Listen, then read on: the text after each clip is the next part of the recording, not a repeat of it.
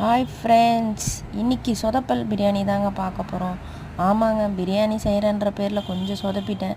அம்மாக்கிட்டேயும் கொஞ்சம் திட்டு வாங்கிட்டேன். சிக்கன் எடுத்துகிட்டு வா, நான் பிரியாணி செய்கிறேன்னு சொன்னாங்க. எடுத்துன்னு வந்து கொடுத்துட்டு அமைதியாக உட்காந்துருந்துருக்கணும். இருமா நீ உட்காரமா, நான் செய்கிறேன்னு சொல்லிவிட்டு அவங்க மெத்தட்லேயே செய்யலான்னு சொல்லிட்டு எல்லாமே பக்காவாக போட்டாங்க. என்னென்ன தேவையோ நம்ம தலைவர்கள் கொத்தமல்லி தக்காளி எல்லாத்தையும் உள்ளே இறக்கிட்டேன். பட் ஆனால் இறக்குனது தான் இறக்குனேன், கொஞ்சம் தண்ணியை கம்மியாக இறக்கியிருக்கணும். தண்ணி தான் கொஞ்சம் அளவு அதிகமாகிடுச்சு.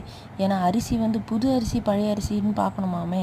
அரிசி வேறு கொஞ்சம் நேரம் ஊறிடுச்சு. அதனால் தண்ணி அளவு கொஞ்சம் கம்மி பண்ணியிருக்கணும். கொஞ்சம் அதிகமாக போயிட்டனால கொஞ்சம் குழஞ்சிடுச்சு. அதனால தாங்க இதுக்கு சொதப்பல் பிரியாணி.